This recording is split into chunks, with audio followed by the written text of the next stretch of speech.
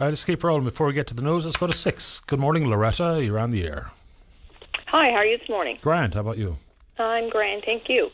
I want to talk a bit about the offshore wind farm proposals.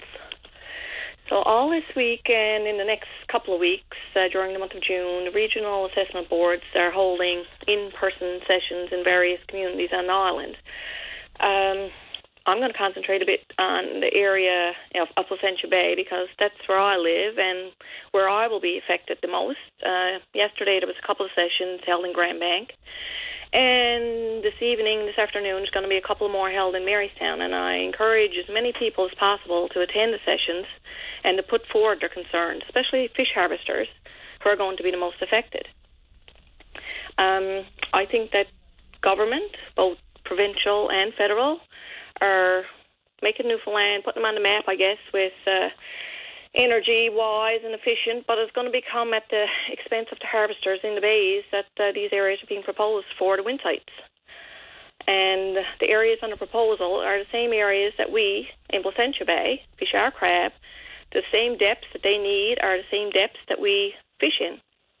So on the eastern side of Placentia Bay, the tanker lane runs in, and like it's all the vessel traffic, Comachance to Whiffin Head, Marine Atlantic Ferry, the Port of Argentia, which is a very busy port, container cargo ships, etc., and everything that's coming in over there now. But on our side of the bay, on the western side of Placentia Bay, on the Bjorn Peninsula side, I'll say, we've been bombarded this last couple of years with the Greek sea farms that have taken over quite a few of our waterways with salmon pens and farms. And now we are going to be hit with the proposal for the offshore wind sites there. And these wind turbines they're mammoth structures. The spin of the blades, the heights can reach up to 230 to 250 meters. The average size of an offshore farm as of 2023 was 78 to 130 square kilometers. Like, that's a lot of waterway to be taken up. We fish our crab, lobster. There's cod spawning grounds in the areas in Placentia Bay, and the 3PS cod stock is not in the greatest of shape. So how is this activity going to affect our spawning grounds? How is it going to affect our lobster habitats and our crab grounds? The turbines are either going to be floating or they're going to be stationary. And if they're stationary, they're going to be pawl driven into the seabed floor. And what is that going to do with our species that we fish? The acoustics travel far in the water.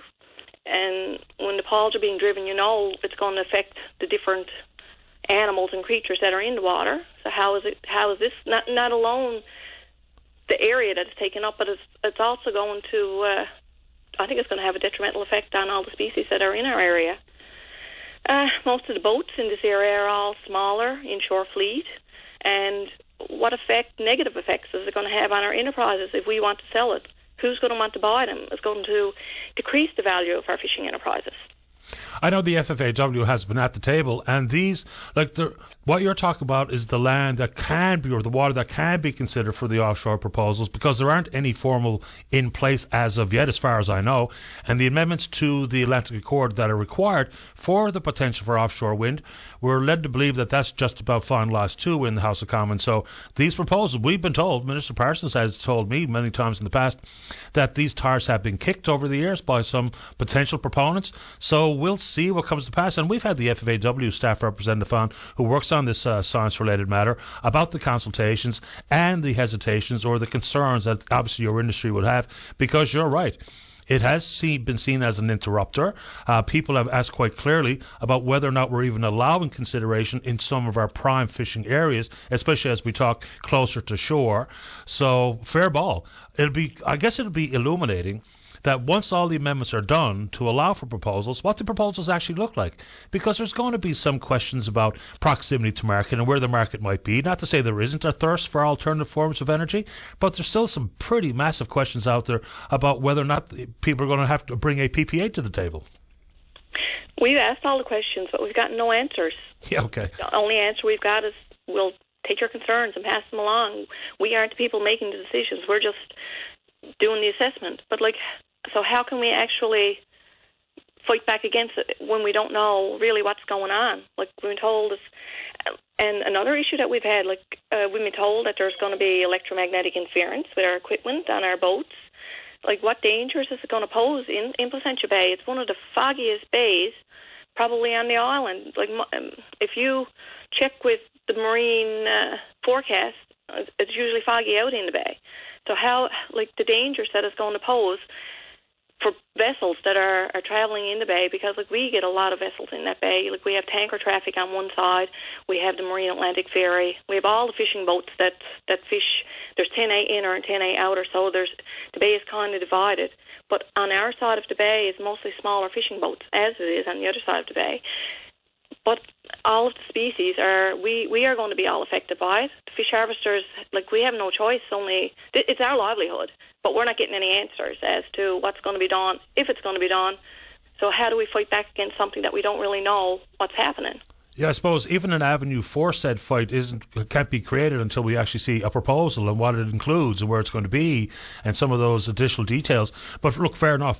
When this becomes a reality, which I assume is going to be in the next week or so, insofar as the Atlantic Accord is concerned, I don't know when proponents are going to come forward, but we'll allow for plenty of debate on this programme about those plans for offshore wind. No problem at all.